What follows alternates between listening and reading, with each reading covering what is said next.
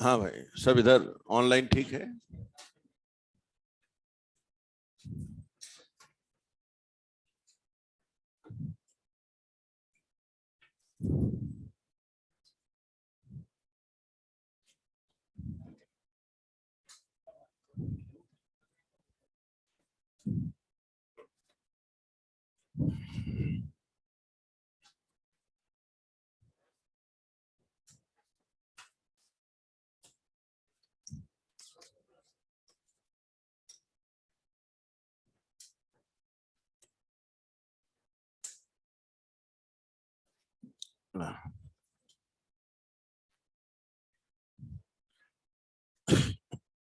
देखिए, अपनी बात चल रही थी,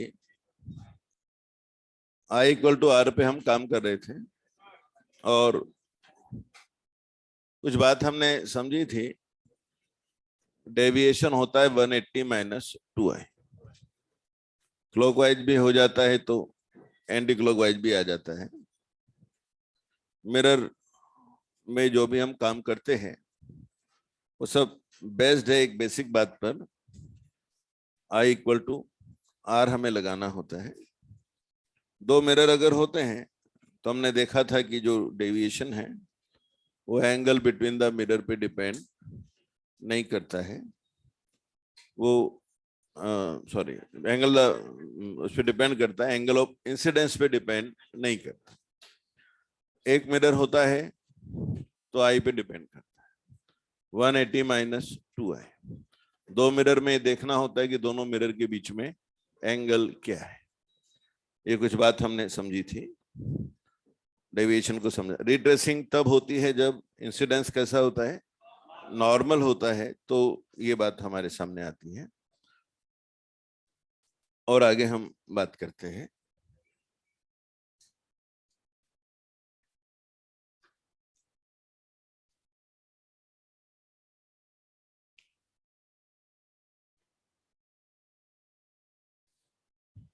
देखिए, रिट्रेसिंग को देखते हैं फिर से। दो मिरर हैं हमारे पास और उनमें एंगल है थीटा।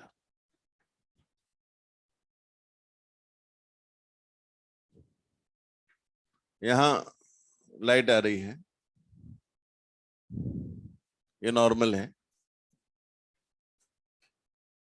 फर्स्ट रिफ्लेक्शन के बाद इधर गई, ये एंगल बड़ा था इससे तो इसकी तरफ आई,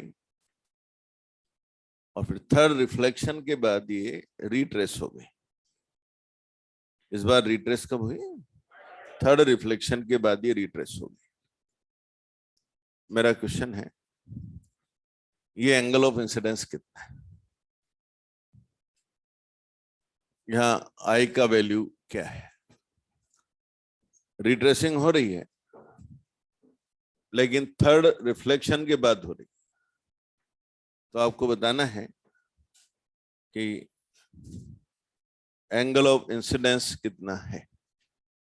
retracing is after third reflection.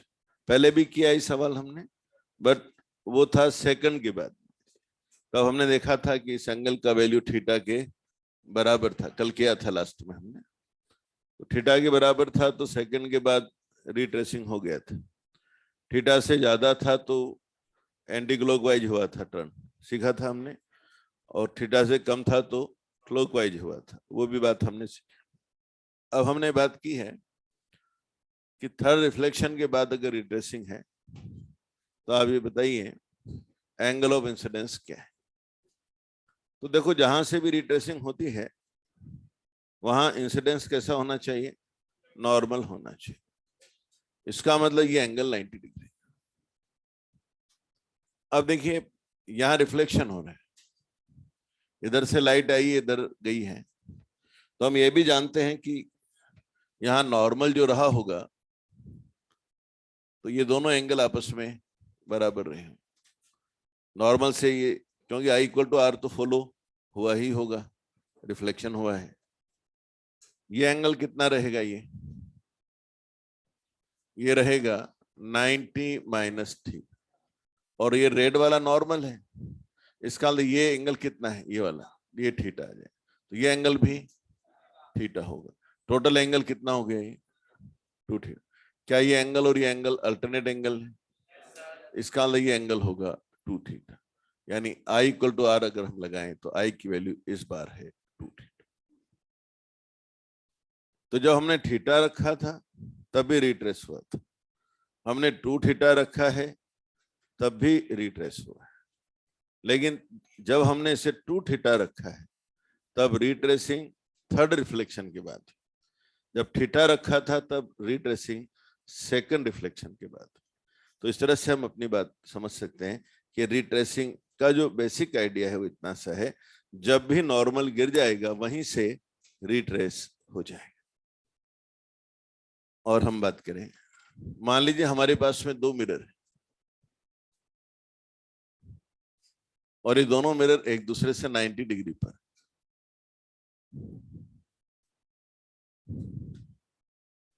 यहां हमने ये लाइट डाली है अल्फा एंगल पर। आप जानते हैं आई वगैरह हम जो भी लेते हैं वो नॉर्मल से मेजर करते हैं।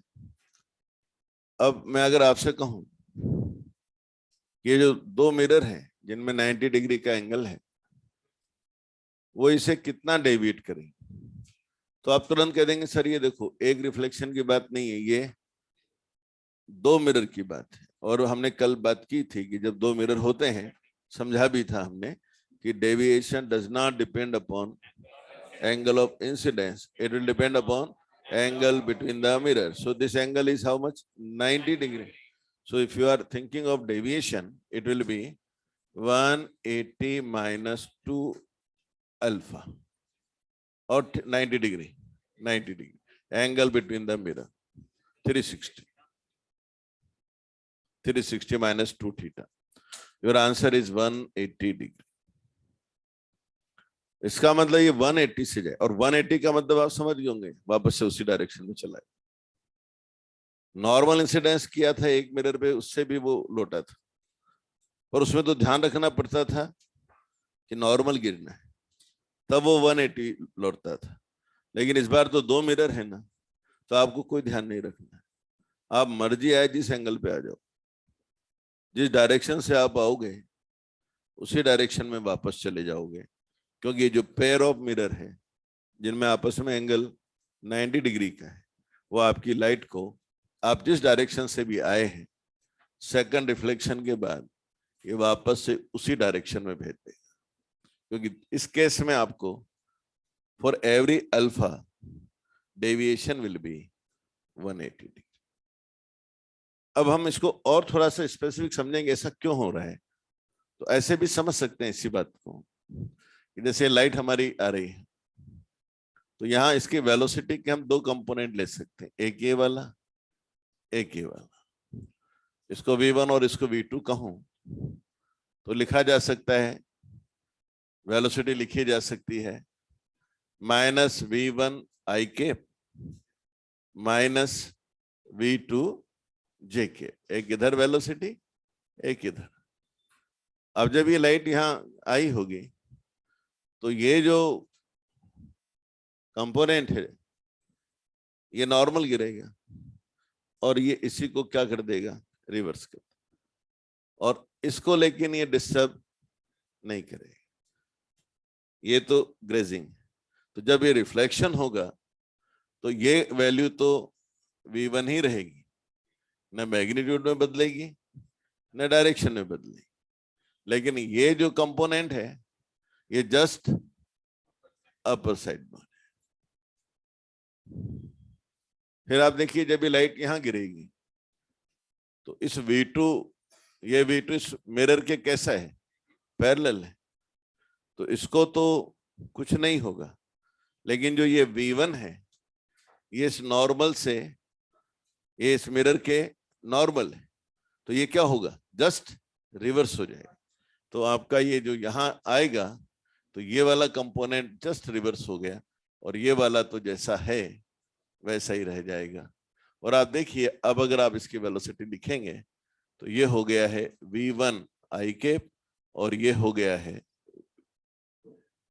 वी जे के, और ये वैल्यू इस वैल्यू के जस्ट अपोजिट है। आप इसके माइनस से मल्टीप्लाई करो ये आ जाता है, ये इसको माइनस से मल्टीप्लाई करो ये आ जाएगा। और इसीलिए ऐसा हुआ है कि इस मिरर ने ये वाला कंपोनेंट रिवर्स कर दिया और इस मिरर ने ये वाला कंपोनेंट रिवर्स कर दिया, और ओवरऑल हमारी वेलोसिटी की डायरेक्शन ही रिवर्स हो गई। तो जब अगर आपको दो मिरर आपने लिए और वो एक दूसरे से कैसे हैं, 90 डिग्री पर है, तो आप किसी भी एंगल पे आ जाओ, आपकी जो लाइट है इन दोनों से रिफ्लेक्शन के बाद आप जिस डायरेक्शन से आए थे उसी डायरेक्शन में रिटर्न हो जाएगी। मेरे ख्याल से बात बिल्कुल समझ में आ गई होगी ये कैसे हुआ। और हम बात करें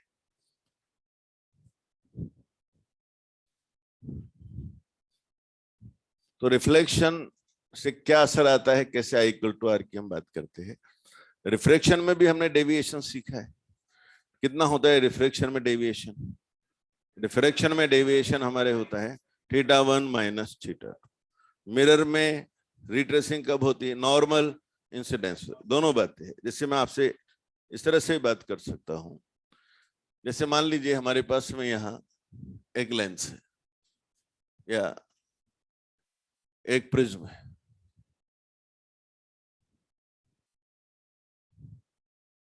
और ये एंगल 30 डिग्री, और यहां हमने पॉलिश कर दी। लाइट यहां आ रही है, ये एंगल है 60 डिग्री, और ये वापस इसी डायरेक्शन में लौट रही। मेरा क्वेश्चन है, इस प्रिज्म के मटेरियल का रिफ्रैक्टिव इंडेक्स क्या है? लाइट रिट्रेस कर। अब हमें लगता है कि शायद ये प्रिज्म की प्रॉब्लम है, लेकिन हम अपने बिल्कुल बेसिक रूल से सवाल कर लेंगे जो हमने पढ़े हैं। क्या लाइट रिट्रेस किया है या नहीं किया? किया है ना।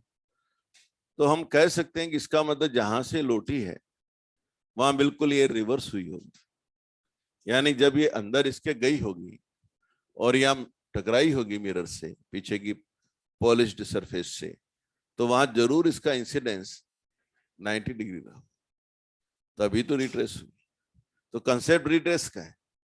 अब अगर ये 90 है और ये 30 है, तो क्या हम ये बता सकते हैं ये 60 डिग्री होगा? और अगर ये 60 है तो ये 30, तो नॉर्मल से कितने एंगल पर है आने वाली लाइट, और इधर जब गई है तो कितने एंगल पे गई है? तो क्या यहाँ स्लेंस लॉ लगा सकते हैं?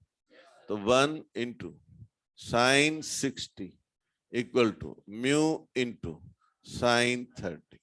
साइन 60 √3/2, साइन 30 म्यू का वैल्यू √3। तो इसमें कोई प्रिज्म काम नहीं कर रहा है कि कोई प्रिज्म का फार्मूला काम करेगा जिससे आंसर आएगा। दो बेसिक बात काम करेगी, एक स्नेल्स लॉ, मैं अपन ने दो ही तो रूल सीखे थे कल, एक स्नेल्स लॉ और एक लॉ ऑफ रिफ्लेक्शन। हम इन्हीं को लगाएंगे बस, इससे ज्यादा कुछ नहीं करेंगे। और एक एक असेट काम में आया कि देखो रिट्रेसिंग हुई है, इसका मतलब जहां से लौटी है वहां जरूर ये कितना स्ट्राइक की होगी, 90 डिग्री पे स्ट्राइक की होगी, इसलिए ऐसा। जैसे मैं आपसे कहूं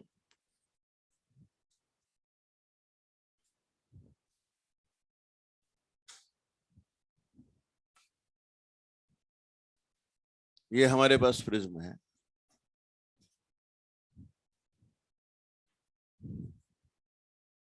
ये एंगल मान लीजिए 30 डिग्री है, ये एंगल 45 डिग्री है, और मैंने कहा there is no deviation at the second surface. There is no deviation at the second surface. What is deviation at the first surface? फिर रिपीट कर रहा हूं, if there is no deviation at the second surface, what is deviation at the first surface?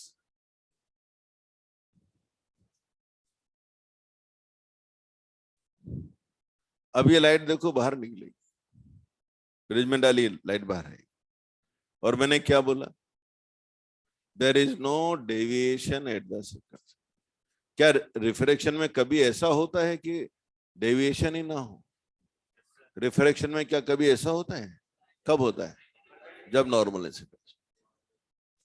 तो इसका मतलब पक्का है कि लाइट जब यहां आई होगी तो ये नॉर्मल आई होगी। तभी तो उन्होंने कहा कि there is no deviation at the second. तो वो आपको ये समझाना चाह रहे थे यहाँ कि क्या आप ये जानते हैं कि डेविएशन कब नहीं होता? तो जैसे हमने कहा कि नहीं हम जानते हैं नॉर्मल वाली डेविएट नहीं होती, तो 90 डिग्री मिल गया ना हमें। और जैसे ही 90 मिला, ये कितना है 60, तो ये कितना है 30, तो क्या हमें यहाँ पे डेविएशन मिल रहा है क्या? कितना डेविएशन मिल रहा है? हाँ? आने वाली लाइट कितने एंगल पर है? जाने वाली लाइट θ1 कितना है? θ2 डेविएशन कितना है? That means deviation at the first surface is 15 degree. कोई फार्मूला नहीं लगा इसका। आप सोच रहे हो कोई प्रिज्म का फार्मूला लगा? नहीं, केवल एक बेसिक बात लगी। दो बातें काम में ली। पहली बात, डेविएशन रिफ्रैक्शन में कितना होता है? θ1 माइनस θ2। रिफ्रैक्शन में डेविएशन कब नहीं होता है? जब नॉर्मल इंसिडेंस। अब दोनों चीजें लगाई, सवाल हो गए। ये दोनों सवाल एग्जाम में आए हुए। लोग क्या सोचते हैं ये सवाल कहाँ के? प्रिज्म के। इसे क्या प्रिज्म का है? अच्छा हाँ, इसी में एक बार यही सवाल दोबारा फिर आया। क्या पूछा गया? There is no deviation at the second surface, what is refractive index of the prism material? क्या निकल जाएगा? 1 into sin 45 equal to mu into sin 30, 1 by root 2, 1 by 2, mu is root 2। ये आया हुआ सवाल। हम क्या सोचते हैं कहाँ का सवाल है ये? प्रिज्म का। ऐसा कुछ भी नहीं है, क्या प्रिज्म है? तो एक बात मैं समझा रहा हूं कि कई छोटी छोटी बातें हैं जो हमारे बहुत बेसिक लेवल पे हमने पढ़ी हुई है, बस उनका यूज करना आना चाहिए। और हम बात करते हैं, जैसे मेरे पास ये स्लेब है,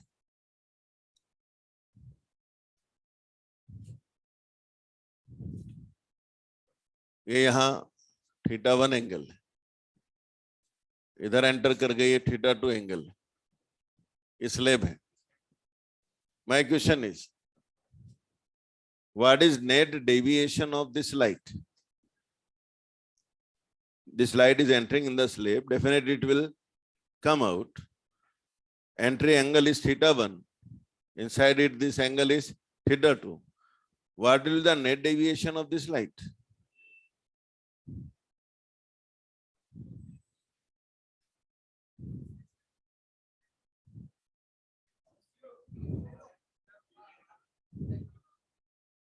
देखिए, अब कई लोग तो ऐसे नहीं सर हमने पढ़ा था स्लेब डिवाइड नहीं करते। अरे पढ़ा नहीं था, देखो ना करती है कि नहीं करती है। नहीं करती है तो क्यों नहीं करती, वो बात समझ में आएगी ना। देखिए, क्या पहली सरफेस पे डेविएशन हुआ या नहीं हुआ? कितना हुआ? θ1 माइनस θ2। पक्का? अच्छा, अब आप देखो स्लेब बोला में, इसका मतलब ये लाइन और ये लाइन पैरेलल है। अब ये लाइट यहां आएगी, ये मैंने डाला नॉर्मल। नॉर्मल डालना ही पड़ता है, तभी तो आई और आर का पता लगता है। अब जब ये दोनों पैरेलल हैं तो क्या नॉर्मल भी पैरेलल आएंगे? तो क्या ये एंगल भी θ2 होगा? और जब 1 से 2 में जब हम आए, ये एंगल θ1 से θ2 हुआ, तो 2 से वापस 1 में जाएंगे तो क्या प्रिंसिपल ऑफ रिवर्सिबिलिटी ये नहीं कहता कि θ2 से वापस ये θ1 हो जाएगा? क्या सीखा था हमने? θ1 θ2, तो जब आप θ2 पे आओगे तो इधर θ1 पे लौट जाओगे। सीखा है हमने। अच्छा बेटे ये बताओ, पहली सरफेस ने कितना डेविएट किया? θ1 में क्लॉकवाइज या एंटी क्लॉकवाइज? अब ये बाहर कितने एंगल पे निकलेगा? θ1 पे। कितना डेविएशन हुआ? उतना ही हुआ, θ1 माइनस θ2, पर किस डायरेक्शन में? और इसीलिए पहले क्लॉकवाइज मुड़े, उतना ही बाद में एंटी क्लॉकवाइज मुड़े, इसलिए नेट डेविएशन नहीं आया। और ये लाइट जब बाहर निकलेगी तो उसी डायरेक्शन में निकलेगी जिसमें एंटर हुई। और इसलिए हम कहते भी हैं स्लेब डेविएट नहीं करती। स्लेब में जब लाइट एंटर करती है और जब वो बाहर आती है तो जिस डायरेक्शन से वो एंटर हुई है वो उसी डायरेक्शन से बाहर आती है। There is no deviation due to slab, इसलिए कहा जाता है। अब आपको लग रहा होगा कि तो स्लेब की प्रॉपर्टी पढ़ रहे थे। नहीं भाई, हम क्या पढ़े? सिर्फ डेविएशन पढ़े। पहले ने कितना किया? θ1 माइनस θ, दूसरे ने भी उतना ही किया लेकिन एंटी क्लॉकवाइज। अब देखिए क्लॉकवाइज एंटी क्लॉकवाइज कैसे रिजल्ट बदलता है समझिएगा। एक सवाल करता हूं, मान लो मेरे पास ये बॉल है,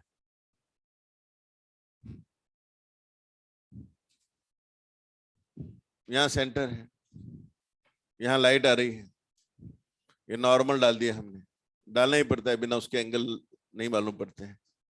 अल्फा एंगल पे आ रही, एंगल ऑफ इंसिडेंस अल्फा है, और यहां अंदर चली गई और ये एंगल मान लो बीटा है। अब ये बाहर निकलेगी, जैसे वो बाहर निकली थी ये भी बाहर निकलेगी।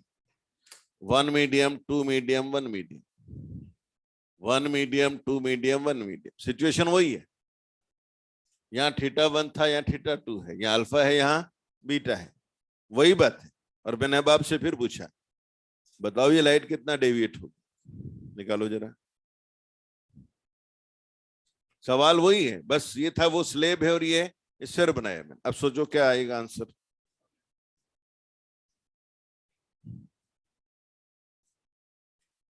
ये लाइट कितना डेविएट होगी?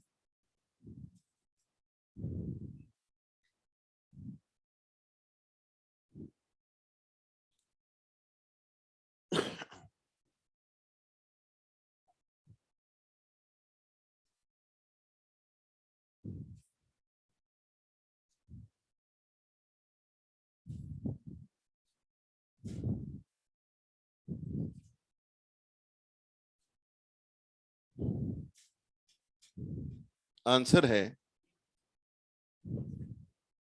2 टाइम्स अल्फा माइनस बीटा। कितने लोग सोच पाए? देखो समझाता हूं, बात वही थी, कॉन्सेप्ट वही है। गेम सिखा रहा था क्लॉकवाइज और एंटी क्लॉकवाइज। वहां क्या हुआ था, पहला डेविएशन क्लॉकवाइज था और दूसरा भी एंटी क्लॉकवाइज, तो दोनों ने एक दूसरे को नलीफाई कर दिया था। अब देखना, ये इधर यहां गया है, डेविएशन हुआ है क्या? पक्का हुआ है। कितना? Alpha minus beta. लाइट आगे बढ़ गई, क्लॉकवाइज या एंटी क्लॉकवाइज? क्योंकि जाना इधर था, गई इधर है, क्लॉकवाइज। ठीक, अब क्या ये लाइट यहां गिरेगी? गिरना ही है। एक्शन समझना है तो नॉर्मल तो डालना ही पड़ता है, वो तो तरीका यही है। क्या नॉर्मल डालते हैं तो सेंटर से जाता है? बोले पक्का है सर, स्फीयर है। क्या ये और ये आर्म बराबर है? तो क्या ये एंगल इस एंगल के बराबर होगा? क्या अल्फा से बीटा हुआ तो वापस बीटा से अल्फा होगा? अभी सिखाया था। θ1 से θ2 होता है तो θ2 से वापस θ1 आता है। आता है ना, रूल वही चल रहा है। बाहर आ गया, इस बार ये जाना इधर था, गया इधर, क्लॉकवाइज या एंटी क्लॉकवाइज? कितना? Alpha minus beta. यहां भी θ1 माइनस θ2 था, यहां भी θ1 माइनस θ2 था, पर एक क्लॉकवाइज था एक एंटी क्लॉकवाइज। यहाँ ये भी क्लॉकवाइज है और ये भी clockwise, total deviation 2 times alpha minus. यानी इस हमने एक ही तरह की प्रॉब्लम में जीरो आंसर भी आया। क्यों आया था पहले आंसर जीरो? क्योंकि एक क्लॉकवाइज था, दूसरा एंटी क्लॉकवाइज था, और लगभग वही प्रॉब्लम है, लेकिन answer 2 times alpha minus beta है, क्योंकि दोनों रोटेशन क्लॉकवाइज थे। यानी जब हम आंसर देते हैं तो हमें बड़ा ध्यान से देखना पड़ता है कि जो डेविएशन हुआ है वो एक जैसा हुआ है या अपोजिट सेंस में। इस तरह की हम बात कर सकते हैं। हाँ बोलिए, बोलिए, सुन रहा हूं। हाँ, आपने ध्यान से नहीं सुना कल की क्लास। मैंने साफ कहा था बड़े में से छोटा घटाते हैं और फिर या तो क्लॉकवाइज बोल देते हैं या एंटी क्लॉकवाइज बोलते हैं। कहा था रेयर साइड वाला बड़ा ही एंगल होगा, डेंसर साइड वाला एंगल हमेशा छोटा होगा। डेविएशन बोलते समय बड़े में से छोटा बोल दो और फिर या तो अवे फ्रॉम नॉर्मल बोल दो या क्लॉकवाइज एंटी क्लॉकवाइज जैसी भी सिचुएशन है वैसा बोल दो। यही सीखा था। और बोलिए। हाँ बेटा। ग्रेजिंग, ग्रेजिंग का मतलब जो लगभग यूं समझो टेंजेंशियल सा हो। यानी जैसे ग्रेजिंग इंसिडेंस में कहूं, ग्रेजिंग इंसिडेंस में कहूं, इसका मतलब ये मानो कि जैसे इस पर ग्रेजिंग इंसिडेंस है तो ये लाइट ग्रेजिंग है लगभग, यानी एंगल ऑफ इंसिडेंस 89 डिग्री 90 मतलब बिल्कुल उसको टच करता सावा लाइट आती है, तब उसको हम ग्रेजिंग बोलते हैं। क्लियर हो गई? कहाँ जरूरत पड़ गई? कोई सवाल पड़ा होगा? अभी ग्रेजिंग का बोला बोला था कहीं, किस रेफरेंस में?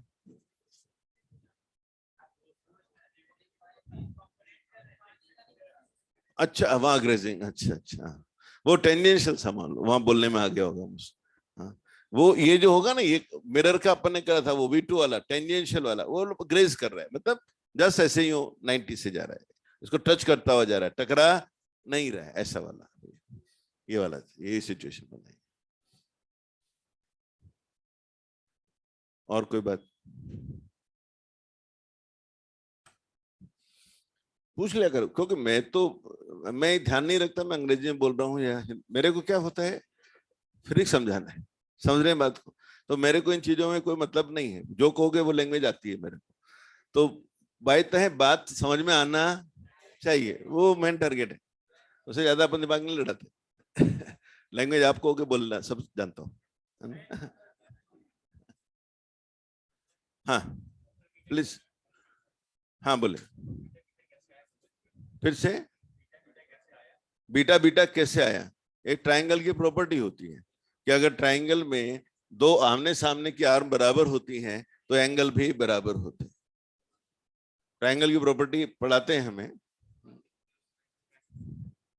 हाँ, दो आर्म बराबर तो एंगल भी बराबर। और बोलिए। अब मजेदार बात है कि हमें लग रहा है कि हम कोई बड़ा टॉपिक पढ़ रहे, हमने स्फीयर बना लिया, हमने प्रिज्म बना लिया, हमने स्लेब बना ली, हमने पॉलिशिंग कर दिया, और जबकि हमने किया कुछ भी नहीं। हमने सिर्फ एक बात पढ़ी, डेविएशन कितना होता है θ1 माइनस θ2, इससे ज्यादा कुछ पढ़ा ही नहीं एक्चुअल। और ये सारे सवाल एक भी इनमें से ऐसा नहीं जो एग्जाम में नहीं है, मतलब ये नहीं कि हम मर्जी से कोई सवाल बना, हम तो सिर्फ ये दिखाने की कोशिश कर रहे हैं कि एग्जाम में बहुत सिंपल कंसेप्ट बेस्ड सवाल होते हैं, बड़े तो हम बना लेते हूँ।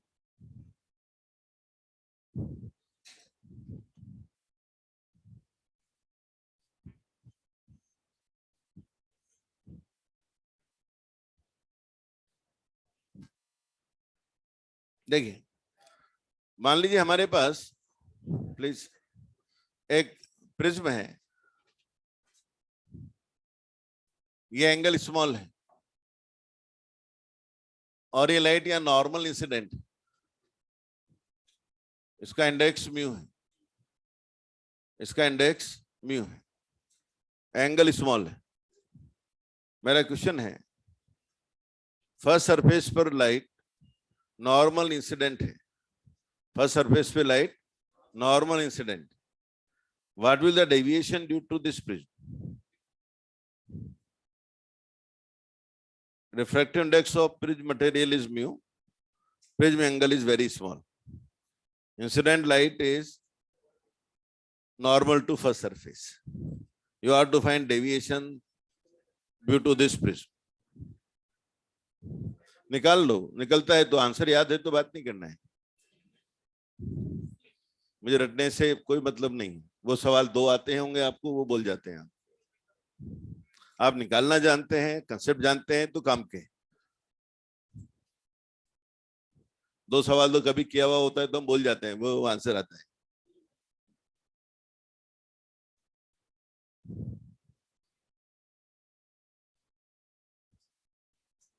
देखो कंसेप्ट देखो, पहले सरफेस पे लाइट गिरी है, पहले सरफेस पे लाइट गिरी है नॉर्मल, मैंने आपको सिखाया था नॉर्मल लाइट डेविएट नहीं होती, पहला कंसेप्ट। बिल्कुल कंसेप्ट जो चल रहे हैं अपन, वो जो सीखा बस उसको अप्लाई करेंगे, इससे ज्यादा कोई बात नहीं करते अपन। इसका मतलब ये एंटर हुई और यहाँ कोई डेविएशन नहीं हुआ, there is no deviation at first surface. अब मैं इसको सेकंड पे आ गई है लाइट, अब ये यहाँ टर्न करेगी क्योंकि यहाँ तो नॉर्मल इंसिडेंट हुआ नहीं है। जैसे ही मुझे लगा कि यहाँ लॉ लगाना है तो मेरा सबसे पहला काम होता है नॉर्मल डालो, क्योंकि विदाउट नॉर्मल हम एंगल के बारे में कोई बात कर ही नहीं पाएंगे, तो हमें नॉर्मल डालना है। मतलब देखिए बात ये नहीं कि मैंने नॉर्मल बनाया तो आप नॉर्मल बनाए, बात ये कि आपके दिमाग में आना चाहिए।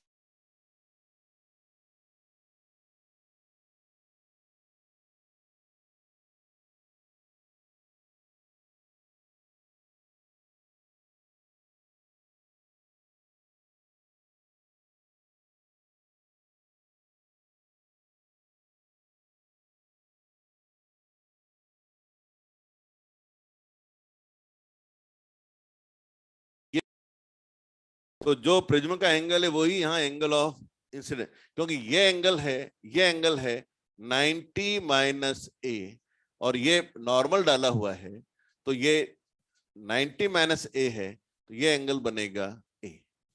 क्या हम सिले लगा सकते हैं? वो तो हमेशा लगता है ना, बस हो गया काम।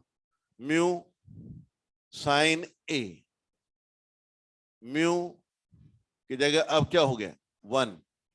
क्या डेंसर है, क्या रेयर है, अवे जाना था, आर लिख देता हूं, म्यू वैल्यू 1 साइन आर। क्या ये एंगल स्मॉल है? क्या मैंने कहा था कि स्मॉल एंगल है? इसका मतलब साइन ए को ए, मैंने डायरेक्ट भी सिखाया था, छोटे एंगल हो तो डायरेक्ट एंगल से लिख लिया करो, कहा था। तो यहां से आ जाएगा mu A equal to R, यानी इस एंगल की वैल्यू आ गई म्यू ए। ये एंगल कितना है ए, ये एंगल कितना है म्यू ए, डेविएशन कितना हुआ, बड़े एंगल में से छोटा एंगल हटा दो, आंसर आ गया म्यू -1 इंटू ए। एग्जाम में आया हुआ सवाल। अब ये क्या लोग सोचते थे यार वो प्रिज्म का फार्मूला होता है म्यू और उसमें म्यू लगाएंगे और छोटा करेंगे, अरे भाई हर चीज को रटने से होनी है क्या? बिल्कुल एग्जैक्टली इसी लैंग्वेज में सवाल आया था एग्जाम कि the light is incident at the first surface normal, what will the deviation produce by the prism if prism angle is small. यही सवाल तो एग्जाम में आ चुके और एक नहीं 2 बार आ चुके, और आपको लग रहा होगा कि ये तो हो गया, सिंपल कंसेप्ट लगाना था, there is no deviation at the first surface. क्यों नहीं है भाई? वहां नॉर्मल इंसिडेंस है। दूसरे पे डेविएशन है क्या? हाँ है भाई, चेक कर लेते हैं। कैसे करोगे? आई माइनस आर, आई कितना है ए है, आर कितना है म्यू है, दोनों का अंतर लो, डेविएशन आ गया। ये नेट वैल्यू है क्योंकि फर्स्ट ने तो किया नहीं था।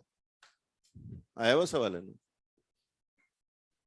मेरे ख्याल से बात क्लियर है, ऐसे हम बात कर सकते हैं। जैसे मैं आपसे, हाँ बोलिए।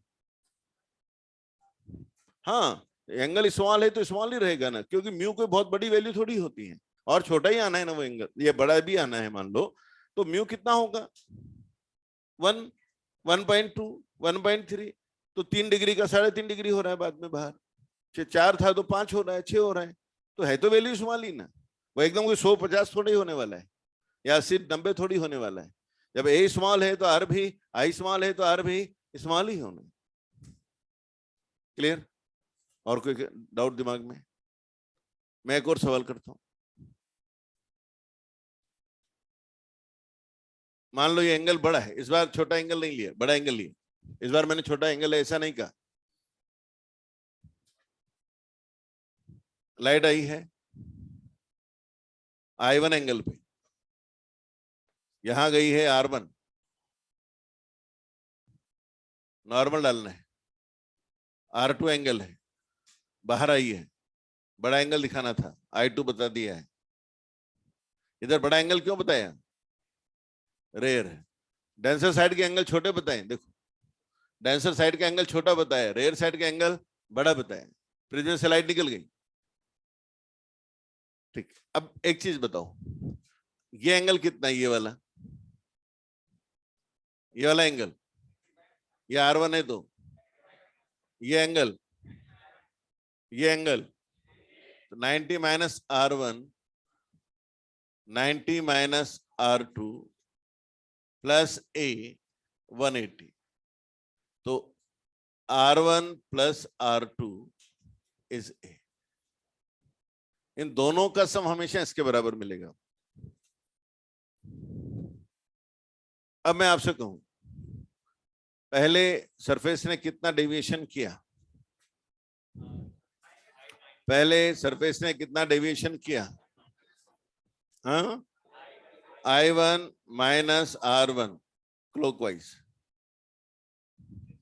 तो डेविएशन का सवाल है तो पहले सोचना चाहिए क्लॉकवाइज या एंटी। अभी अभी सवाल करके आए अपन, वो 0 भी कर रहा था तो 2 टाइम्स भी कर रहा था, याद आ गया ना, स्लैब में 0 आ गया था, और वो अपने बॉल बनाया था तो वहां डबल करना पड़ गया था। तो ये हमारी पहली जिम्मेदारी है कि हम ये सोचें कि क्लॉकवाइज या एंटी क्लॉकवाइज। फिर यहां देखो, दूसरे ने कितना डेविएशन किया? बड़े में से छोटा हटा दिया। हाँ, क्या रहा भाई? Clockwise anti clockwise? हाँ, क्लॉकवाइज। दोनों का ऐड कर दूं? करना ही पड़ेगा, दोनों क्लॉकवाइज है। इसका टोटल डेविएशन हुआ I1, दोनों को ऐड कर रहा हूं, I1 plus I2 minus R1 plus R2। R1 R2 का वैल्यू कितना है? I1 plus I2 minus A। ये आपको प्रिज्म में जरूरत पड़ती है। आप देखिए, अपन धीरे धीरे बात करते करते प्रिज्म टॉपिक को खत्म कर गए, जबकि हमने जो है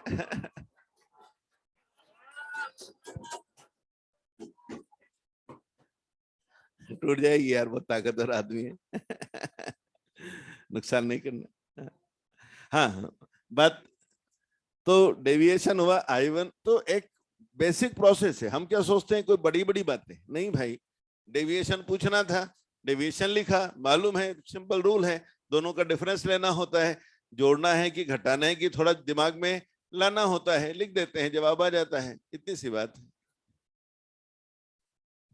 चलिए एक सवाल पूछता हूं, मान लो मेरे पास ये बहुत कम एंगल का प्रिज्म है, लाइट यहां आ रही है, कम एंगल पर ही आ रही है, स्मॉल एंगल का प्रिज्म है, कम एंगल पे लाइट आ रही है, I1 स्मॉल है, कम एंगल पे लाइट आ रही, कम एंगल का प्रिज्म पे कम एंगल पे लाइट आ रही है, प्रिज्म एंगल भी स्मॉल है, एंगल ऑफ इंसिडेंस भी स्मॉल है। पहले तो जो सवाल किया था नॉर्मल वाला किया था, इस बार नॉर्मल वाला नहीं है, स्मॉल एंगल का प्रिज्म है, स्मॉल एंगल पे आ रही, मटेरियल है, इसका इंडेक्स वही म्यू है। अब मैं आपसे पूछूं, ये प्रिज्म कितना डेविएशन करेगा?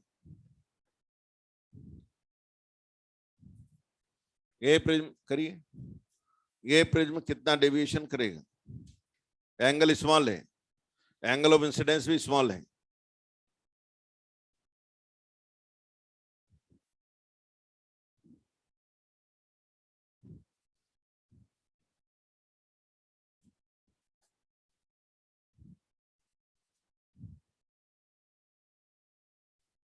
ये प्रिज्म कितना डेविएशन करेगा? मैं थोड़ा बड़ा बना रहा हूं ताकि दिख जाए। देखिए, मैं जब छोटे एंगल पे आया हूं तो ये एंगल तो और छोटा होना है, ये भी स्मॉल है, ये भी स्मॉल है। हमें मालूम है इधर जो भी एंगल बनेगा इन दोनों का सम ये है, तो जब ये खुद ही स्मॉल है तो ये वैल्यू दोनों स्मॉल ही होंगी। तो R2 भी स्मॉल है और ये बाहर आया, अब ये स्मॉल है तो ये भी स्मॉल ही रहेगा। अच्छा एक बात बताओ, इनमें आपस में क्या relation? I1 equal to mu R1 मालूम है? बोले सर वो साइन लिखना भूल गए क्या? नहीं यार, बता चुका हूं। हाँ, स्मॉल एंगल के लिए लगा दिए। यहां का क्या हिसाब किताब है? Mu R2 equal to I2। पहले का डेविएशन बोलो, I1 माइनस R1। दूसरे का डेविएशन बोलो, I2 माइनस R2। दोनों जोड़ क्यों दिए? दोनों क्लॉकवाइज थे। दोनों में I पहले क्यों लिखा? बड़ा था। तो वो आपको जो दिक्कत दे रहा था उनको कि इधर पहले करूं, वो सब मेरे ख्याल से आप दिक्कत अपने को नहीं आती। अब देखो I1 I2 उसी वहीं तक जा रहा हूं, वही प्रोसेस वही है, माइनस R1 प्लस R2। ये वैल्यू कितनी है? ये वैल्यू म्यू R1, ये वैल्यू म्यू R2। तो म्यू कॉमन ले लेता हूं, R1 प्लस R2। और R1 प्लस R2 क्या है? कॉमन ले ले तो R1 प्लस R2 क्या है? ये A है, ये भी A है, तो आंसर आ गया म्यू A माइनस A, यानी म्यू माइनस 1 इंटू A। तो स्मॉल एंगल के प्रिज्म में, स्मॉल एंगल के प्रिज्म में अगर एंगल ऑफ इंसिडेंस भी स्मॉल है तो आप डेविएशन का एक सिंपल फार्मूला काम में ले सकते हैं, म्यू माइनस 1 इंटू A। बोलो सर ये तो अपने प्रिज्म का टॉपिक हो गया हमारा एक। हाँ हो गया ना, और हमने कोई बड़ा काम नहीं किया, हमने सिर्फ कहा यार हमें तो क्या लगाना है, स्लेंसला लगाना है, डेविएशन कितना होता है दोनों एंगल के डिफरेंस से, बस इतना सा कंसेप्ट लगाया, काम हो रहा है हमारा। तो ये देखिए इस तरह से हम चीजों को देखते हैं, डेविएशन को हम समझ रहे। रिफ्रैक्शन का लॉ क्या है? कल रिफ्लेक्शन पे काम किया था अपन ने ज्यादातर, आज मैं रिफ्रैक्शन पे आया हूं। वहां क्या रूल क्या था? वहां का रूल क्या था? I equal to R। Deviation कितना था? 180 माइनस 2I। नॉर्मल इंसिडेंस होता था तो 180। रिफ्रैक्शन का लॉ क्या है? μ1 sin θ1 equal to μ2 sin θ2। Deviation कितना है? θ1 माइनस θ। बस ये दो चार बातें बोला मैं, दो रिफ्लेक्शन की, दो रिफ्रैक्शन की, बस इन्हीं से सारा काम हो रहा है अपना। और ये जितने भी सवाल मैंने किए सब एग्जाम में आए हुए। आप इससे अंदाजा लगा लो कि छोटी सी बात कितनी इंपॉर्टेंट होती और मुश्किल नहीं है, बस थोड़ा सा सोचना तो पड़ेगा। और आगे बात करें। ये किसमें लगा है अपन? नॉर्मल, कोई एबनॉर्मल प्रिज्म भी होता है क्या? हाँ नहीं, नॉर्मल नहीं कहते, बस उसको प्रिज्म बोलते हैं। स्मॉल एंगल होता है तो उसको अलग से बोलते हैं, लेकिन प्रिज्म को केवल प्रिज्म बोलते हैं, नॉर्मल प्रिज्म नहीं बोलते। उससे तो यूं लगता है कि शायद कोई दो तरह के प्रिज्म होते होंगे, नॉर्मल एंड एबनॉर्मल। तो ऐसा कुछ भी नहीं है, प्रिज्म मतलब प्रिज्म। हाँ कुछ खास बात हो तो उसको अलग से बोलो। बोले ये सामान्य आदमी, बोले दिख ही रहा है उसमें सामान्य नहीं है ना। भाई पागल हो तो कोई नहीं, पागल है उसको बताना पड़ता है, सामान्य को थोड़ी बताना पड़ता है। मैं आपसे किसी से कहूं नहीं यार सामान्य लड़का है, तो ये क्या बात है, इसके लिए सामान्य क्यों कहा? वो ये और भी तरह का हो सकता था क्या? तो कभी भी जब अपन कोई नई बात जोड़े ना, तभी जोड़ो जब कोई अलग से कहनी। जो नॉर्मल बात है उसके लिए अलग से जोड़ना नहीं है। किसी ने कहा प्रिज्म है, बस प्रिज्म है, छोटा एंगल भी नहीं सोचना है, कुछ भी नहीं सोचना, बस एक प्रिज्म दिमाग में आना चाहिए। अगर वो लिखे स्मॉल एंगल प्रिज्म है तो फिर हमें सोचना है। हमारे सोचिए ऐसा रखो, बिल्कुल साफ सोच रखो।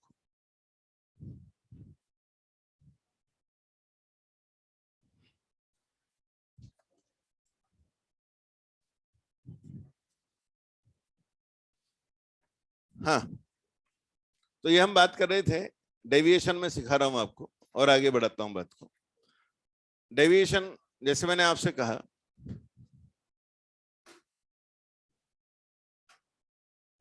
लाइट हमारी आ रही है, ये मेरे पास लेंस है। एक बेसिक रूल आप और जानते होंगे, पैरेलल लाइट कहां जाती है? फोकस में। पॉजिटिव पावर की है तो कन्वर्ट करती है, सब जानते हैं इस बात को। जो चीज जानते हैं मैं उनका यूज करूंगा बस। पैरेलल लाइट कहां जाती है? कन्वर्जिंग है तो वहां जाएगी, और डाइवर्जिंग है तो इस तरह जाएगी जैसे कहां से आ रही हो? फोकस से। ये रूल है, सब जानते हैं। अच्छा, मिरर की फोकल लेंथ जानते हो क्या कितनी होती है? F=R/2। सब एग्री कर रहे हैं? ये दो चीज मैं यूज करूंगा, इसमें डाउट है तो बोल दो। फोकल लेंथ होती है R/2। पैरेलल लाइट कहां जाती है? फोकस पे। बस ये दो बात यूज कर रहा हूं। मान लीजिए मेरे पास लेंस है, पॉजिटिव पावर का लेंस है, पैरेलल लाइट आ रही है, इसकी फोकल लेंथ 20 सेंटीमीटर है। यहां से 28 सेंटीमीटर की डिस्टेंस पर एक मिरर रखा, और ये लाइट जो पैरेलल आई थी वो पैरेलल ही लौट गई, रिट्रेस कर गई। कॉन्सेप्ट रिट्रेस का है। पैरेलल लाइट आई थी, पैरेलल ही लौट गई। बताइए ये मिरर की फोकल लेंथ क्या है?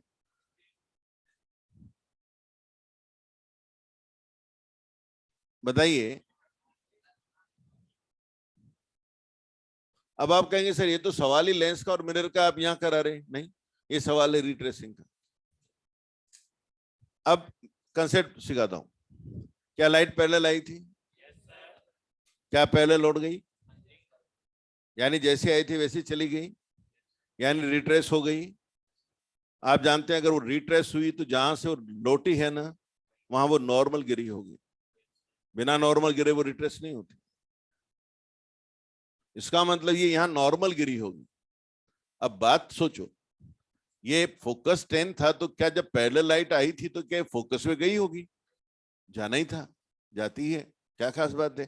पैरेलल लाइट फोकस पे जाती है, फिर वो आगे भी गई होगी। हाँ गई होगी, और फिर लौटी भी होगी, और पैरेलल ही लौटी है, इसका मतलब यहाँ नॉर्मल गिरी होगी। अब आप खुद सोचो, कर्व सरफेस पे अगर हम नॉर्मल गिरते हैं तो कहां से आते हैं? सेंटर से आते हैं। आपकी जो स्फेयर होती है, आज भी बनाया था मैंने, स्फेयर में आप सेंटर से आते हो तो नॉर्मल आते हो, आप सेंटर पे जाते हो तो भी नॉर्मल आते हो, सेंटर से आते हो तब भी नॉर्मल आते हो। ये स्फेयर की प्रॉपर्टी है। इसका मतलब अगर मैंने कहा है कि लाइट पैरेलल लौट गई है तो ये इसका मतलब यहाँ नॉर्मल गिरी होगी, और ये यहाँ नॉर्मल गिरी होगी, इसका मतलब ये सेंटर से आई होगी। इसका मतलब ये दूरी रेडियस के बराबर रही होगी, और ये दूरी 20 थी, टोटल अगर 28 थी तो ये रेडियस 8 रही होगी। इसका मतलब फोकल लेंथ इसकी 4 रही होगी। ये आया हुआ सवाल एग्जाम। ज्यादा लोग कहाँ करते हैं इस सवाल को? मिरर पढ़ाने के बाद, लेंस पढ़ाने के बाद। मैंने तो अभी कर लिया। किस कंसेप्ट से?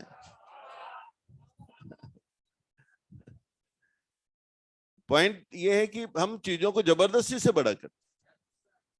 हम बात इतनी सी थी, भाई रिट्रेस हुआ ना, तो इसका मतलब क्या हुआ? नॉर्मल इंसिडेंस हुआ। नॉर्मल इंसिडेंस हुआ, बस काम हो गया अपना। नॉर्मल नहीं बता दिया कि सेंटर से आ रहा था, इसका मतलब यहां सेंटर था। दिमाग लड़ाया सीधा सा कि यार यहाँ सेंटर था, ये टोटल 28 है, ये 20 है, तो इसका अंदर सेंटर 8 सेंटीमीटर दूर है, और सेंटर तो रेडियस के बराबर की दूरी पे होता है, तो रेडियस मिल गया, उसका आधा करा, फोकल लेंथ मिल गया। सवाल हो गया। एक सवाल और करते।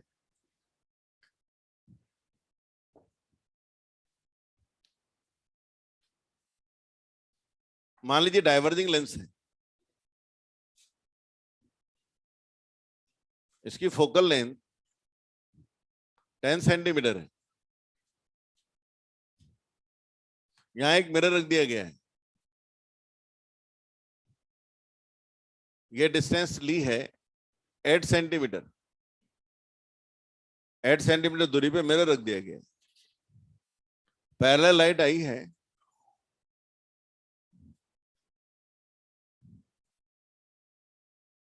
और पैरेलल ही लौट गई है, रिट्रेस हो गई है। सवाल फिर रिट्रेसिंग है। हम कंसेप्ट कौन सा ठीक कर रहे हैं बेटे अपना? रिट्रेसिंग। मिरर रिट्रेस कब कराता है? कंसेप्ट लगाओ। मिरर रिट्रेस कब कराता है? जब इंसिडेंस नॉर्मल होता है, बस ये कंसेप्ट लगाना है। पहले लाइट आई है, पहले लौट गई है।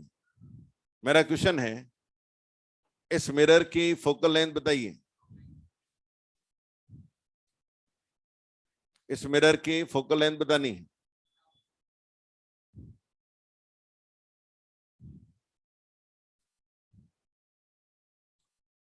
देखिए, पहले लाइट आई है ना, मिरर सॉरी लेंस कन्वर्जिंग है कि डाइवर्जिंग है? तो इसने इस लाइट को डाइवर्ज किया होगा,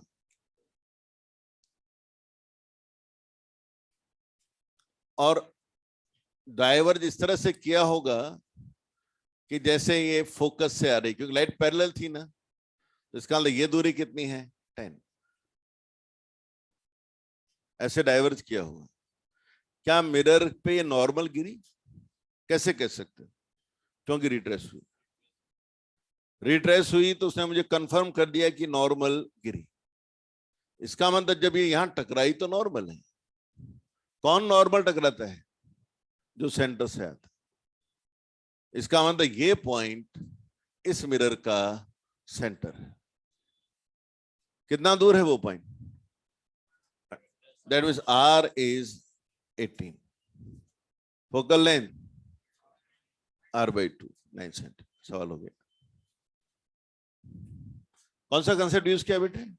नॉर्मल लाइट रीट्रेस होती है। कल से पीछे पड़े अपन इसको। 90 डिग्री प्लेन मिरर पे भी डाला, 90 डिग्री हमने कर्व मिरर पे भी डाला। सारे सवाल आए हुए हैं ना। इसका मतलब वो सवाल मिरर और लेंस के नहीं पूछते हैं, वो सवाल रिट्रेसिंग के पूछते हैं। ब्रिज में भी रिट्रेस कराया आज अपन ने। और देखिए,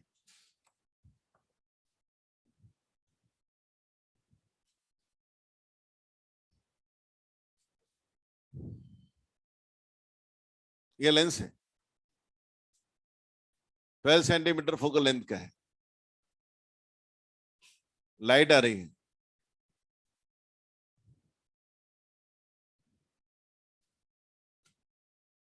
यहां पे जा रही है। मिरर रख दिया है यहां, कॉन्वेक्स मिरर है। फोकल लेंथ है या ये डिस्टेंस है से 6 सेंटीमीटर या 5 सेंटीमीटर।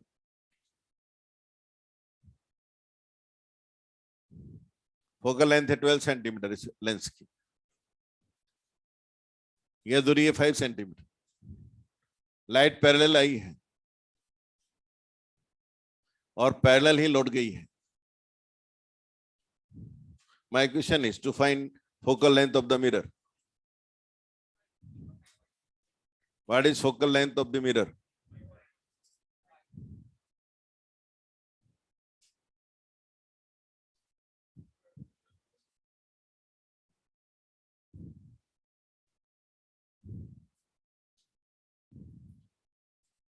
कितने लोग 3.5 सोच पा रहे? जिनसे नहीं हुआ फिर समझो बेटे। फोकल लेंथ 12 बताई ना लेंस की, पैरेलल लाइट आई ना, ऐसे सोचा करो सिंपल। पैरेलल लाइट आई, फोकस पे जाएगी। रिट्रेस हुई क्या? रिट्रेस हुई, यानी मिरर पे जब टकराई तो नॉर्मल टकराई। दो बात तो बिल्कुल पक्की होगी ना। इसका मतलब 12 पे जाने वाली लाइट, 12 पे जाने वाली लाइट, क्योंकि ये तो 12 पे भेज रहा था, फोकस है इसका 12 पे। पहले लाइट आ रही है, फोकस पे जाती है, पड़ा हुआ है तो हमारा। और 12 पे जाती हुई लाइट तो इस मिरर पे गई और रिट्रेस हुई। इसका मतलब जब वो मिरर पे टकराई तो नॉर्मल टकराई। और कर्व सरफेस पे नॉर्मल टकरा रहे हैं, इसका मतलब हम कैसे हैं, कहाँ जा रहे हैं? उसके सेंटर पे जा रहे हैं। बॉल पे आप अगर नॉर्मल टकरा रहे हैं, इसका मतलब आप उसके सेंटर पे जा रहे हैं। सेंटर से आएंगे तो नॉर्मल टकराएंगे, सेंटर पे जाएंगे तो नॉर्मल टकराएंगे। इसका मतलब ये लाइट तो इसके सेंटर पे जा रही थी, तभी तो नॉर्मल गिरी। बोले सर किसने कहा नॉर्मल गिरी? अरे भाई रिट्रेस ने कहा कि नॉर्मल गिरी। हमने सवाल में लिख दिया था कि लाइट रिट्रेस कर रही है, तो उसने कह दिया कि नॉर्मल गिर रही है। नॉर्मल गिर रही है यानी सेंटर पे जा रही है, यानी जहां वो जा रही थी वो सेंटर था। तो लाइट तो यहां जा रही थी 12 पे, तो यहाँ सेंटर था। तो इसका सेंटर यहाँ है, तो ये चीज क्या हो गई? इसकी रेडियस हो गई। अब ये डिस्टेंस बेटे 5 है, तो रेडियस कितनी है? 7 है। फोकल लेंथ कितनी है? 3.5। तो ये मैं आपको समझा रहा था रिट्रेसिंग का क्या कंसेप्ट है। सारे सवाल में बस इतना सा था, रिट्रेसिंग करना था। और आगे हम बात करते हैं।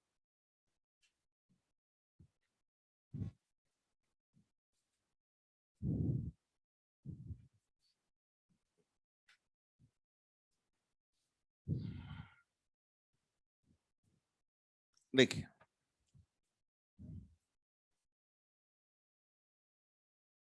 यहां पर मान लीजिए ये लाइट आ रही है, 4 डिग्री पे आ रही है। ऊपर एयर है, नीचे वाटर है। कितने डिग्री मुड़ जाएगी?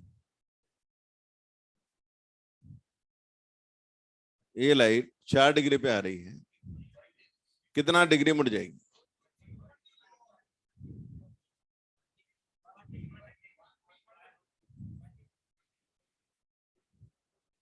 देखिए ये रेयर है, ये डेंसर है, एंगल कम हो। चलो एंगल निकाल लेते हैं। छोटा एंगल है 4 डिग्री, सीधा बात करो। 1 × 4 = 4/3 × थीटा। Theta is 3 degree. तो उधर का 4 डिग्री, इधर का 3 डिग्री, 1 डिग्री क्लॉकवाइज। तो एक कोई समस्या है? देखिए मैं भी खराब बोल सकता हूँ, नहीं मुझे अच्छा नहीं लगेगा, आपको लगे ना लगे। मेरी नेचर में नहीं। हाँ, पर मेरा सलाह है जितना सिंसियरली पढ़ेंगे उतना आप अच्छा पढ़ पाएंगे, क्योंकि हम कोई खेल नहीं कर रहे। आपका कैरियर के साथ खेल हो जाएगा। समझ रहे हैं बात को? हमारा छोटा सा खेल आपके कैरियर के साथ खेल हो जाएगा। इससे नहीं भूलना चाहिए। हम यहाँ कोई मजाक करने के लिए नहीं बैठे, बहुत बड़ा काम करने के लिए बैठे। और बड़ा काम तो बिना सेंसिटिविटी के आज तक तो किसी से हुआ नहीं। चलिए आगे बात करें। हाँ, तो हम देख रहे थे कि कैसे चीजों को ग्रिप में लेना है। डेविएशन हमने देखा, सिंपल सा लॉजिक लगाया। तो जब छोटा एंगल है तो सीधा लिखो, कोई परेशानी नहीं। μ1 sin θ1 इक्वल टू, तो μ1 θ1 इक्वल टू μ2 θ2। उससे आप एकदम जल्दी से सवाल करते हैं और आगे बात करते हैं।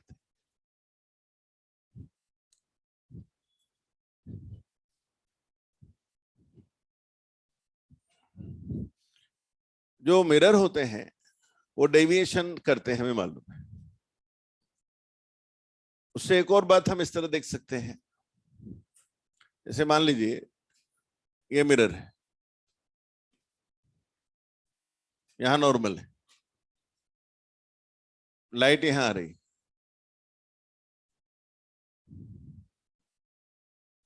हमें मालूम है लाइट इधर जाएगी, अल्फा एंगल पे जाएगी।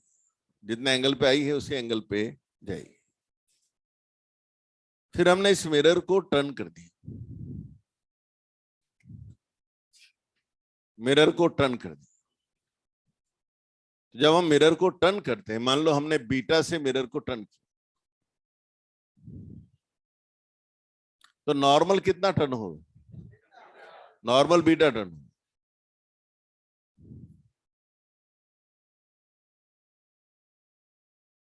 अब अपना एंगल ऑफ इंसिडेंस कितना हो गया?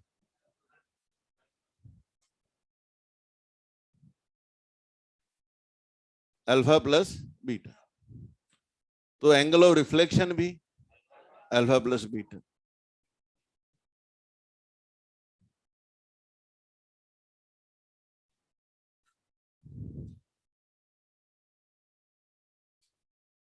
पहले आने वाली लाइट में, शुरुआत में, जब तक मिरर अपन ने रोटेट नहीं किया था, आने वाली लाइट में और जाने वाली लाइट में एंगल कितना था? 12 था।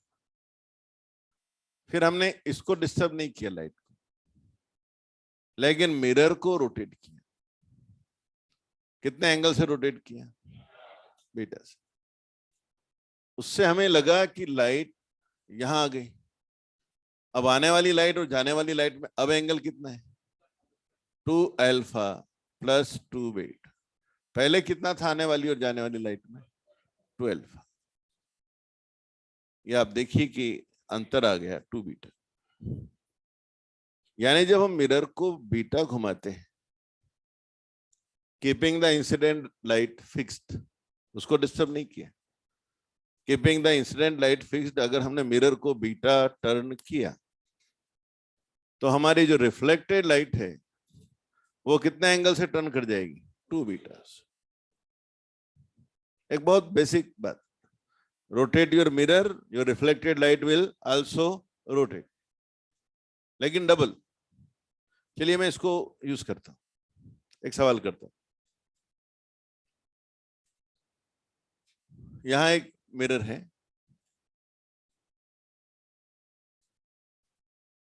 और यहां एक टॉर्च है, उसकी लाइट हमने यहां डाली, सामने यहां स्क्रीन, लाइट इस टॉर्च से चली, मिरर पे नॉर्मल स्ट्राइक हुआ, टॉर्च एक्स डिस्टेंस पर थी, ये स्क्रीन वाई डिस्टेंस पर है, लाइट यहां से चली होगी, मिरर से टकराई होगी, लौट के आई होगी, यहां स्क्रीन पे स्पॉट बना। नॉर्मल इंसिडेंस था तो जिधर से आई उधर ही लौट गई। अब हमने इस मिरर को 3 डिग्री से रोटेट कर दिया। मिरर को रोटेट कर दिया कितने डिग्री से? 3 डिग्री से।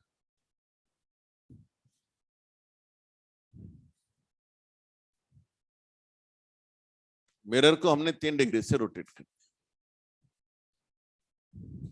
जैसे मैं इसको रोटेट करूंगा तो रिफ्लेक्टेड लाइट रोटेट करेगी, अभी से अभी सीखा था। मिरर रोटेट करने से रिफ्लेक्टेड लाइट रोटेट होती है, मिरर को बीटा रोटेट करते हैं तो रिफ्लेक्टेड लाइट 2 बीटा रोटेट होती है। अब वो रोटेट होगी तो स्पॉट भी इधर मूव कर जाएगा, दूर जाएगा। मेरा क्वेश्चन है, यह स्पॉट कितना डिस्प्लेस होगा? निकालिए। यह डिस्टेंस x है, यह डिस्टेंस y है, रोटेशन है मिरर का 3 डिग्री का। आपको बताना है कि जो स्पॉट स्क्रीन पे ट्रेवल करेगा, जो डिस्टेंस ट्रेवल करेगा, उसका जो डिस्प्लेसमेंट होगा वो कितना होगा, ये निकालना है आपको। निकालिए।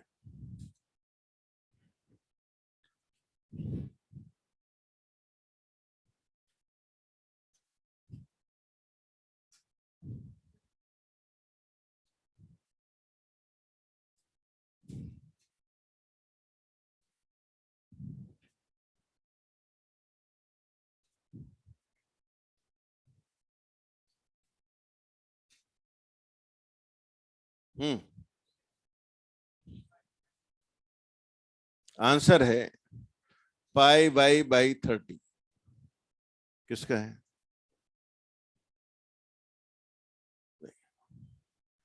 बात जो कहना था, जिस वजह से सवाल, 2 कंसेप्ट यहां सीखिएगा। ये बात सही है कि आपने इसको 3 डिग्री रोटेट किया, नॉर्मल रोटेट हुआ होगा, रिफ्लेक्टेड लाइट डबल से रोटेट हुई होगी, 6 डिग्री रोटेट हो गई होगी। मान लो ये स्पॉट यहां से यहां है, ये डिस्टेंस d मान लेते, तो d अपॉन y ये tan थीटा होता है। अब 6 डिग्री स्मॉल एंगल है, तो हो सकता है आपने सोचा हो tan 6 को 6 लिखना है, ये गलती होगी। डिग्री में ये नहीं लिखा जाता, रेडियन में लिखना है। तो पहले आप 6 डिग्री को रेडियन में बदलो, तो जो 180 डिग्री है, क्योंकि पाई रेडियन होता है, 1 degree pi by 180, 6 degree pi by 180 into 6 making pi by 30। तो पहले इस वैल्यू को रेडियन में बदलो। अब आप इस tan थीटा को थीटा लिख सकते हैं, तो d by Y equal to pi by 30, इसलिए d equal to Y into pi by 30। तो एक बात यहां आपको सिखाने की कोशिश की मैंने, कि बात सही है कि छोटा एंगल होता है तो साइन थीटा को थीटा लिखते हैं, tan थीटा को थीटा लिखते हैं, पर डिग्री में नहीं लिखते हैं, रेडियन में। उससे आप अब जब आगे कभी न्यूमेरिकल करें तो ध्यान रहे, कहीं भी यूज करें tan थीटा को थीटा लिख रहे हो तो रेडियन बदल के करो। क्लियर हो गई बात? कंसेप्ट क्लियर हो गया, कंसेप्ट भी क्लियर हो गया, एक न्यूमेरिकल अप्रोच भी क्लियर की मैंने कि tan थीटा को थीटा लिखने का क्या मतलब है, कब है। आगे बात करें।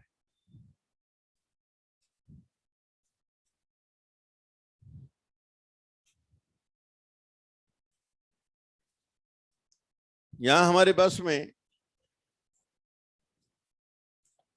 कोई डाउट है? क्वेश्चन रिपीट करता हूं। ये लैंप था, इससे लाइट चली बेटे मिरर पे गिरी, पहले मिरर बिल्कुल ऐसे था, तो ये लाइट यूं गई होगी, लौट के आई, नॉर्मल है ना। तो ये यहां टकराई, स्पॉट यहां बना, फिर हमने इस मिरर को टर्न किया 3 डिग्री। तो जैसे हम इस मिरर को टर्न करेंगे तो नेचुरली ये रिफ्लेक्टेड लाइट भी डबल टर्न करेगी। तो अब जब वो आपने इसको 3 डिग्री से टर्न किया, तो ये जो लाइट रिफ्लेक्शन के बाद पहले तो इधर ही आ रही थी, लेकिन ये 6 डिग्री टर्न कर गई, तो ये जो स्पॉट बेटे यहां बनने वाला था वो यहां चला गया। मैंने क्वेश्चन पूछा था कि स्पॉट कितना गया। क्लियर हो गया? और कोई क्वेश्चन? Any point? ठीक है, आगे बढ़ो। बिल्कुल, आप ये अप्रोच बेस्ट है। सवाल भी समझ में नहीं आया तो मुझसे पूछो ना, इसीलिए तो हूं, क्योंकि चीज तो समझ में आना तो चाहिए, जरूरी है। अब आगे हम देखें, इसी कंसेप्ट पे एक सवाल और करता हूं। मान लो इंसिडेंट लाइट है, ये मिरर है, ये नॉर्मल है, यहां मिरर हमने लिया है, 30 डिग्री पे लाइट आई, इधर गई है, 30 पे जाएगी। मान लीजिए ये एक्स एक्सिस है, ये वाई एक्सिस है।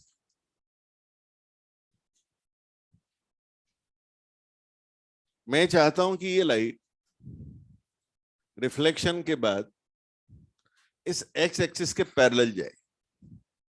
मैं आने वाली लाइट को डिस्टर्ब नहीं करना चाहता, उसे तो इधर ही रखना चाहता, but I want this light should move towards और parallel to x axis. What must be the rotation required for the mirror? 30 degree,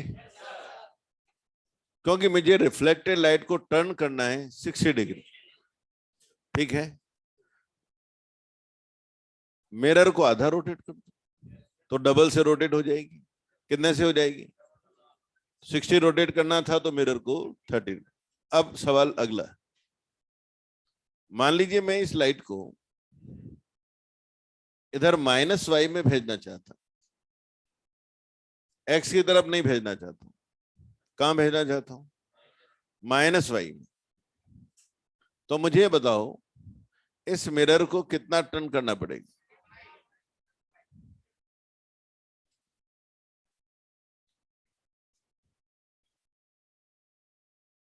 मैं चाहता हूं लाइट यही रखना, इसको नहीं डिस्टर्ब करना, बट इस रिफ्लेक्टेड लाइट को -y में लाना चाहता हूं। मुझे मिरर को कितना रोटेट करना पड़ेगा?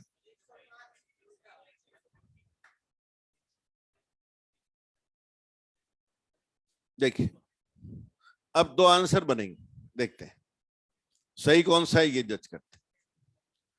कुछ लोग ऐसा सोच रहे होंगे कि सर पहले इधर था, इधर लाने की बात चल रही है, ये 60 डिग्री है, ये 90 है, दोनों को जोड़ दिया 150 हो गया, इसको 150 से टर्न करना था तो आधा कर दिया तो 75 बोलना चाहिए। एक मन में बात है, यार इस मिरर को 75 टर्न कर दे तो मेरा काम होना चाहिए।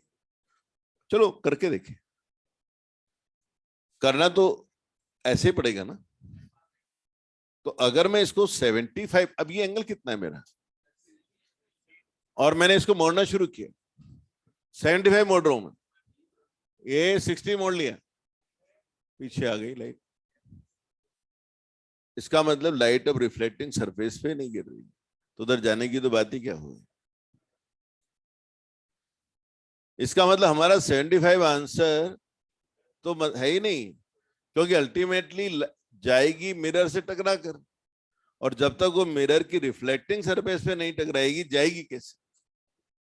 और आप 75 टर्न कर देते हैं तो लाइट तो उसके पीछे वाली सरफेस पे गिर रही है, रिफ्लेक्टिंग सरफेस पे नहीं गिर रही। इसका मतलब 75% आंसर ठीक नहीं, 75 एंगल। हाँ, मैं ऐसा कर सकता हूं, इसका रोटेशन ऐसे करा के यहां ला सकता हूं,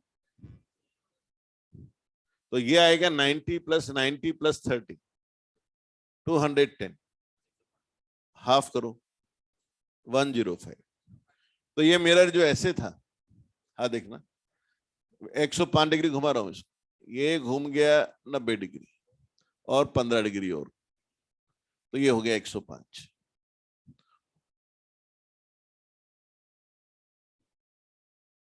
ऐसे घूम के, तो अब ये जो लाइट है यहां गिर रही है, अभी भी रिफ्लेक्टिंग सरफेस पे गिर रही है, ये यहां टकरा के, ये यहां इस मिरर पे नॉर्मल ये हो जाएगा, ये आई बन जाएगा और ये आर बन जाएगा और लाइट यूं आ जाएगी। तो मेरा आंसर 75 नहीं 105। मेरे ख्याल से बात क्लियर होगी। तो हम कोई भी आंसर, वो तो पहला ऑप्शन ही 75 लिखेगा ना,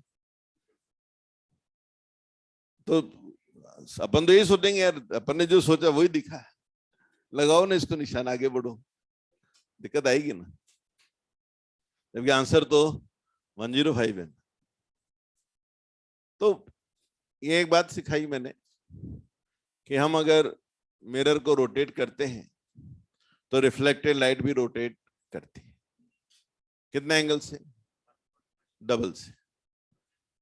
मिरर को बीटा टर्न करोगे तो रिफ्लेक्टेड लाइट टर्न होगी 2 बीटा से, ऐसा हम कहना चाह रहे हैं। और बात करते हैं,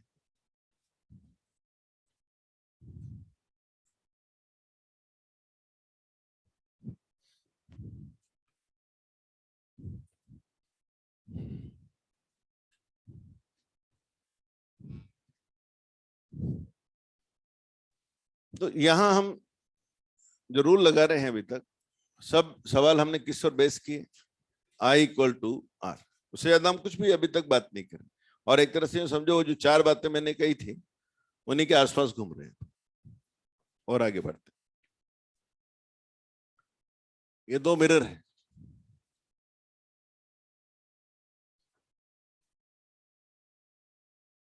इनमें सेपरेशन D है। ये 2 मिरर है, इनमें सेपरेशन D। यहां लाइट गिरती है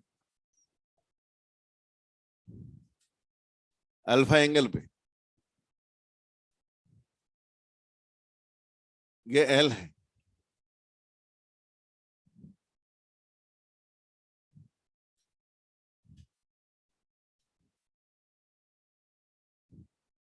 यहां से रिफ्लेक्शन हुआ, इस कोने पे गिरी, बिल्कुल रिफ्लेक्शन हुआ, रिफ्लेक्शन होकर यहां पहुंची। यहां फिर ये angle I equal to R से अल्फा ही बनेगा, अल्टरनेट एंगल होने के हिसाब से ये भी अल्फा बनेगा। फिर यहां रिफ्लेक्ट होकर यहां आएगी, ऐसे फिर रिफ्लेक्ट होकर इधर जाएगी, फिर रिफ्लेक्ट होकर इधर आएगी, और अल्टीमेटली मल्टीपल रिफ्लेक्शन के बाद ये बाहर निकल जाएगी। क्वेश्चन आता है, how many reflections will be there before it comes out. हमें निकालना है बाहर निकलने से पहले इसका कितनी बार रिफ्लेक्शन। अब देखिए इसमें क्या अप्रोच रखनी है। देखो बात यह है कि पहला रिफ्लेक्शन तो किस कोने से हो गया, पहला तो यहीं से हो गया। अब अगला रिफ्लेक्शन यहां से हुआ, कितना आगे, ये दूर। फिर इसके बाद ये दूरी इसके बराबर होती है, आई इक्वल टू आर। फिर अगला रिफ्लेक्शन यहां से हुआ, ये दूरी भी एक्स है। फिर अगला रिफ्लेक्शन हमारा यहां से हुआ, तो ये दूरी भी एक्स है। तो एक्स डिस्टेंस चले तो एक एक्स्ट्रा मिल गया, फिर एक्स और चले तो फिर एक और रिफ्लेक्शन मिल गया। एक्स डिस्टेंस के बाद फिर एक और रिफ्लेक्शन आ गया। यानी for every X distance you are getting additional reflections. हर एक्स दूरी पर आपको एक रिफ्लेक्शन मिलता जा रहा है। कितना जाना है इधर अपने को, एल। पहला रिफ्लेक्शन तो ये आ गया, फिर यहां से एक्स्ट्रा और मिलने लगे। कितना दूर जाना है, एल। कितनी दूरी पर एक्स्ट्रा मिलता जाता है, एक्स पर। कितना एक्स्ट्रा मिल जाएंगे, L by x, L by x, ये एक्स्ट्रा मिल जाएंगे और ये अपना नंबर आ जाए। एक्स की वैल्यू क्या है, निकाल ही सकते हैं, ट्रायंगल है हमारे पास। ये एक्स है, ये डी है, x by D tan alpha, value डाल दीजिए।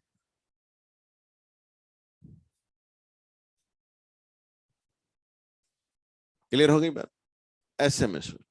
अब कई बार एक कंफ्यूजन आता है डायग्राम में, कुछ लोग कहते हैं वन जोड़ना है, नहीं जोड़ना है, कोई बात आती है, तो उसको डायग्राम को ध्यान से देखो। लास्ट में जब आप जाएंगे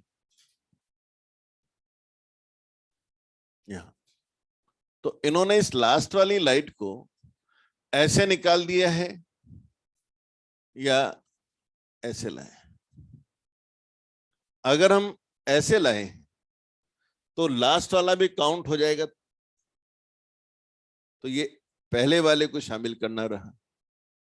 लेकिन अगर ये लाइट आपने इधर नहीं बनाई और ऐसे निकाल, इसका मतलब लास्ट वाला काउंट नहीं करना। फर्स्ट वाला इंक्लूड हो गया तो लास्ट वाला काउंट नहीं करना है, तो जो फर्स्ट वाले को मत जोड़ो तो एक तरह से लास्ट वाला काउंट हो गया। तो वन ऐड करना है या नहीं करना है, ये डिपेंड करेगा कि आपने जो लास्ट में लाइन बनाई है वो सीधी निकाल दी है या उस कोने पर भी आपने रिफ्लेक्शन दिखाया है। तो कई लोग कंफ्यूज होते हैं यहाँ पे, क्या करें, वन जोड़ें नहीं जोड़ें। तो ये तो काउंटिंग है बेटे, काउंटिंग में अगर वो आता है तो उसको शामिल करेंगे, काउंटिंग में नहीं आता है तो नहीं करना है, बेसिक बात है। और कभी फ्रैक्शन ही आ जाए, जैसे मान लो मैं आपसे कह दूं कि ये वैल्यू अपनी एक्स जो है अपना, मान लो एक्स की वैल्यू 2 सेंटीमीटर आ गई और ये लेंथ मैंने मान लो 11 सेंटीमीटर ले ली, तो मेरे पास आएगा 1 + 11/2। कितना हो गया भाई, तो 0.5 रिफ्लेक्शन थोड़ी काउंट करेंगे, क्या आंसर आएगा, 6 आएगा। इसका मतलब क्या हुआ होगा? हुआ ये होगा कि लास्ट वाला तो यहीं रह गया होगा ऐसे, और फिर ऐसे निकल गया, क्योंकि एक्स काउंट करे तो यहाँ 5 पूरा हो गया होगा, अरे 5.5 यहां तक जा रहा है, तो लाइट तो ऐसे निकल जाएगी बाहर। तो इसको शामिल करने की जरूरत ही नहीं रहेगी। और अपना आंसर वो तो आपको घुमाने के लिए क्या बोल देंगे पता है, ऑप्शन डाल देंगे, एक 6 डाल देंगे, है ना, 6 डाल देंगे, एक 6.5 डाल देंगे, और एक 5.5 डाल देंगे। जो मूर्ख होगा वो जोड़ता रहेगा 0.5 को, क्योंकि वो तो मैथमेटिक्स सीख रहा है, वो तो सोच रहा 0.5 भी तो आया, मैं इसका क्या करूं। अरे भाई कोई पॉइंट आधा रिफ्लेक्शन तो होने से रहा, या तो होगा या नहीं होगा, तो बस वो घूमता रहता है, फिर लड़ता रहता है, सर ये 0.5 का क्या करना है। तो हमें क्या कहना मैं चाह रहा हूं, हमें जैसे वो टर्न करने की बात आई थी, ये सब चीजों का जवाब क्या है, क्या दिमाग में है कि यार 0.5 रिफ्लेक्शन का कोई मीनिंग है क्या? बोले नहीं होता यार, 0.5 का तो क्या मीनिंग, तो फिर सोच क्यों रहे, या तो वो होगा या वो नहीं होगा। तो नंबर ऑफ रिफ्लेक्शन तो इंटीजर ही आएगा भाई, हाफ इंटीजर आएगा किसे? तो ऐसा भी कई बार घूम जाते हैं अननेसेसरी, जिसका कोई मतलब नहीं है, पर हम घूमते रहते हैं। चलिए और आगे बढ़ते। तो ये मैं आपको सिखा रहा था, law of reflection, law of reflection. एक सवाल और कर लें रिफ्लेक्शन का।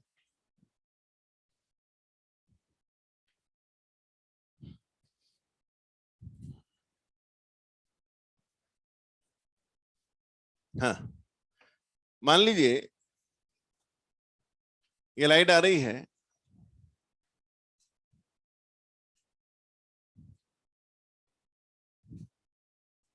और ये 1 है, √3 है,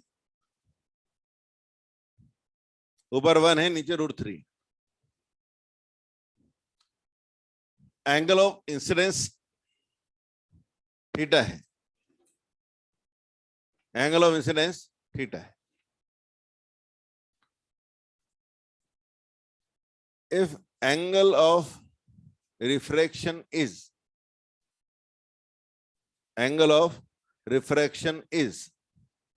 half of the angle of incidence,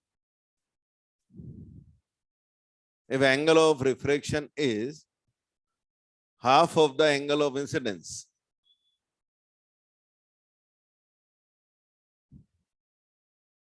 what is angle of incidence?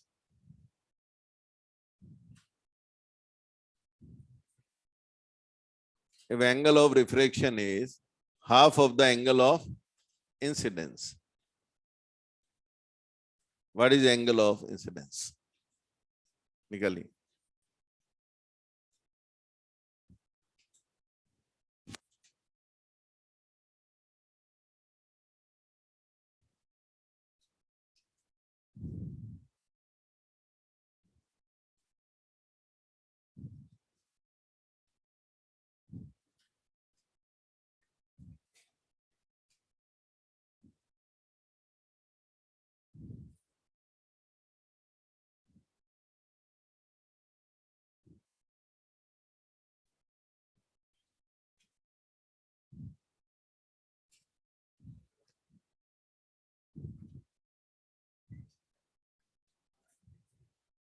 हाँ,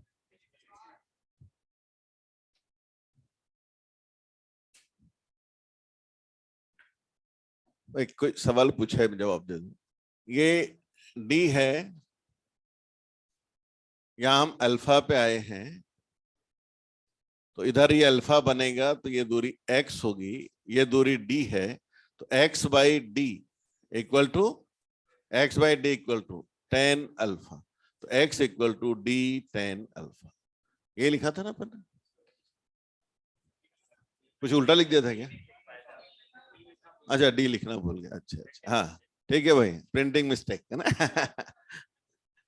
हाँ भाई ठीक है।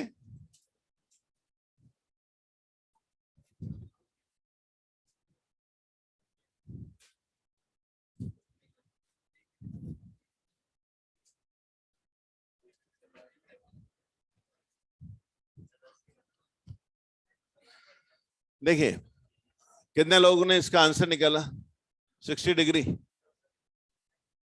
देखो मैंने बिल्कुल सिंपल स्नेल्सला लगाना था, इससे ज्यादा कोई सवाल नहीं था। इस एंगल को इसका आधा कहा मैंने,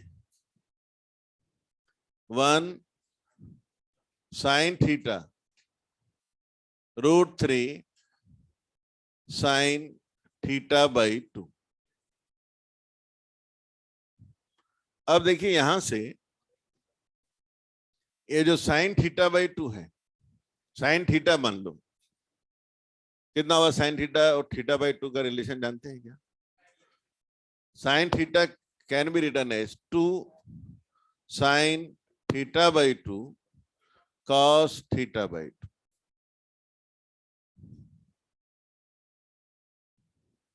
means cos theta by 2 is √3 by 2, means theta by 2 is कितना हो गया, 30 degree, theta is 60 degree. Angle of incidence पूछा था ना, थीटा पूछा था, 60 डिग्री। बिल्कुल बेसिक रूल लगाया मैंने, μ1 sin theta 1 equal to μ2 sin theta 2। ऐसे स्नेल्स लॉ को हम थोड़ा सा और आगे लिख लें।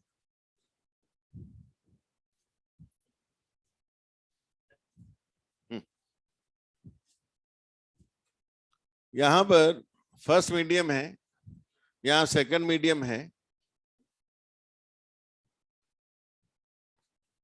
यहां वेलोसिटी लाइट की v1 है, v2 है, यहां लाइट का वेवलेंथ λ1 है, यहां λ2 है,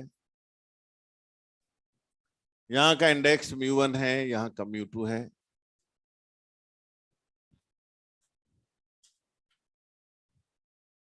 ये थीटा 1 है, मान लो ये थीटा 2 है।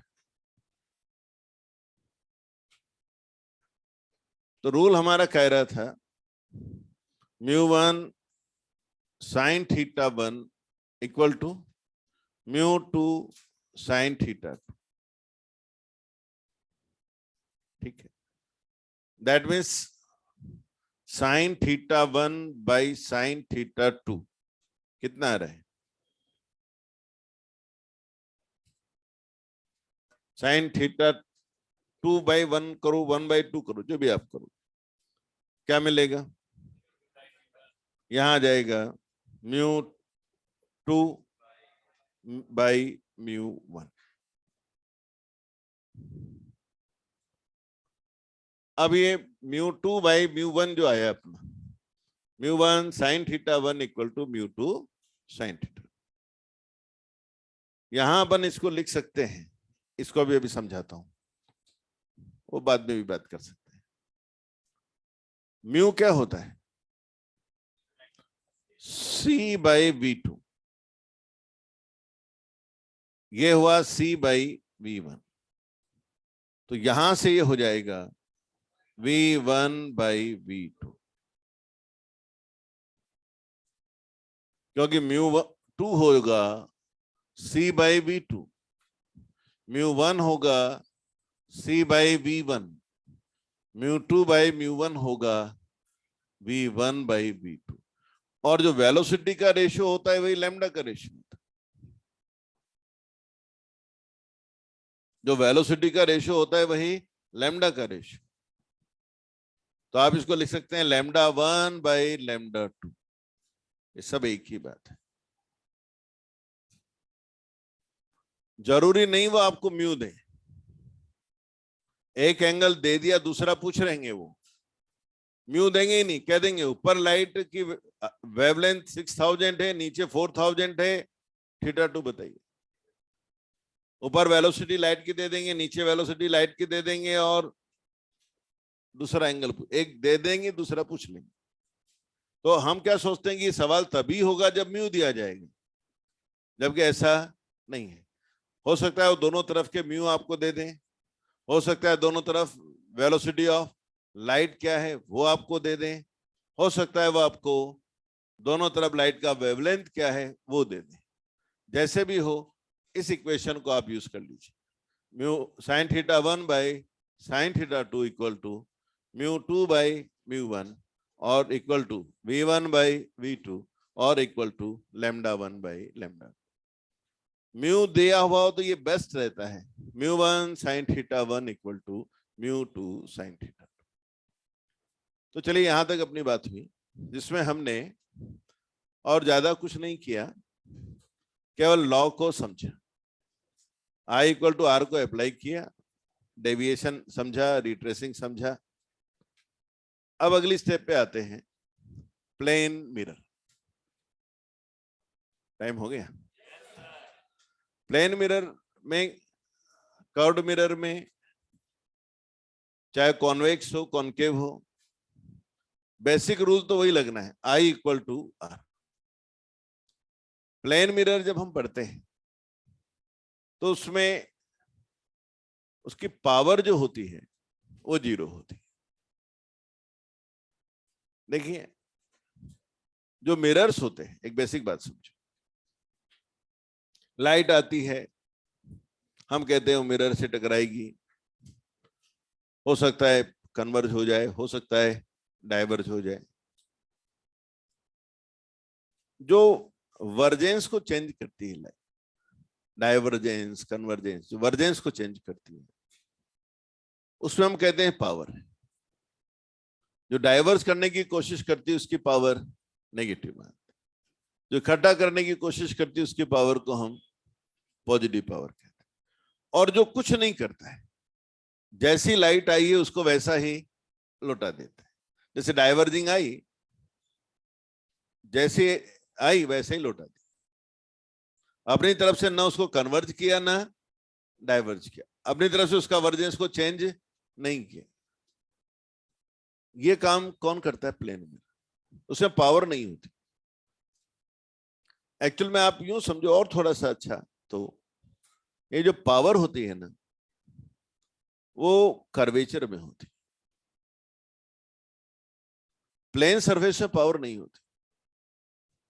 और जितना सरफेस को कर्व करते जाओगे, ये हाथ कर्व करता जा रहा हूं मैं, उतनी ही पावर बढ़ती है। पावर कहां है? कर्वेचर में। और क्योंकि प्लेन सरफेस में कर्वेचर नहीं है तो पावर भी नहीं। और बहुत छोटा सा उदाहरण दो, अपन नहीं कहते बहुत बोलचाल की भाषा, यार सीधी उंगली से घी नहीं निकलता, उसे पावर ही नहीं है। सीधे में क्या पावर है? थोड़ा सा उंगली टेढ़ी करो, पावर है ना। चलिए नेक्स्ट क्लास में आगे बात करते हैं।